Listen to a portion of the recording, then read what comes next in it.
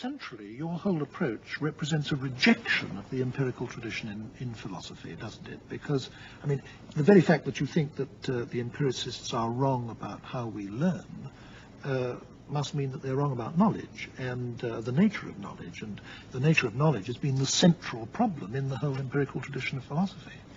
Well, the classical empiricist tradition, which I think was the tradition that's represented, let's say, perhaps in its highest form by Hume, seems to me to be a tradition of extreme importance in that a particular theory of the origins of knowledge, in fact, of the science of human nature, in Hume's phrase, was put forth.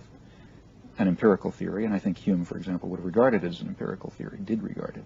So when we investigate it, I think we discover that it's just completely false. That is, that the mechanisms that he discussed are not the mechanisms by which the mind reaches states of knowledge, that the states of knowledge attained are radically different than the kinds that he discussed. For example, for Hume, the mind was, in his image, a kind of a theater in which ideas paraded across the stage, and it therefore followed necessarily that we could introspect completely into the contents of our mind. If an idea is not on the stage, it's not in the mind. And the ideas may be connected and associated. In fact, he went on to say there isn't even any theater. There's just the ideas. In that respect, the image is misleading.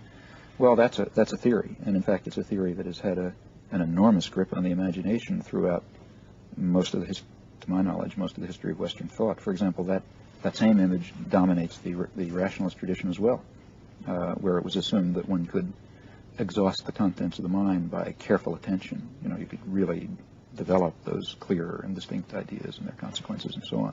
And in fact, even if you move to someone, let's say, like Freud, with his evocation of the unconscious, still I think that a careful reading suggests that he regarded the unconscious as in principle accessible. That is, we could really perceive that theater and stage and the things on it carefully if only the barriers of repression and so on could be overcome.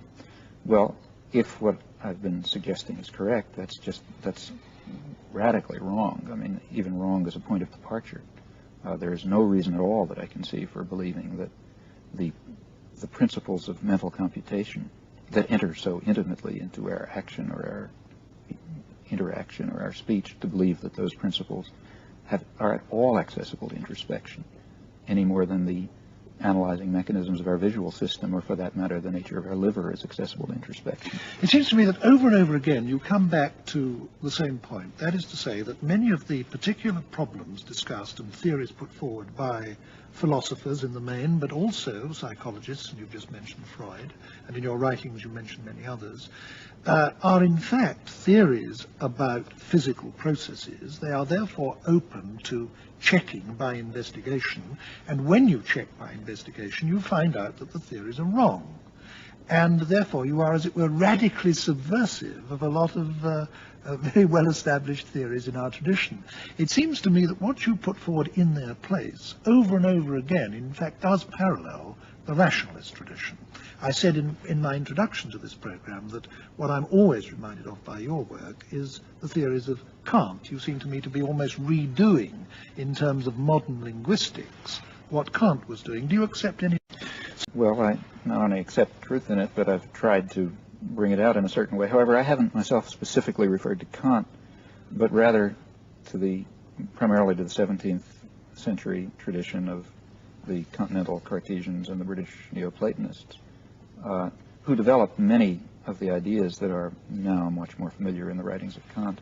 For example, the idea of experience conforming to our mode of cognition, or well, particularly in the British Platonists, Cudworth, for example, I believe there's a rich mine of insight into the organizing principles of the mind by which experience is structured. In fact, I think that's some of the richest source of psychological insights that I know. And that's the one, it's this tradition that I think that can be fleshed out and made more explicit by the kinds of empirical inquiry that are now possible. Of course, I think we also have to diverge from that tradition in a number of respects. I've mentioned one, namely the belief that the contents of the mind are open to introspection. Similarly, there's certainly no reason to accept the metaphysics of that tradition, to believe that there's a dualism of mind and body. I mean, you can see why the Cartesians were led to that. It was a rational move on their part, but it's not a move that we have to follow. We have other ways of approaching that question.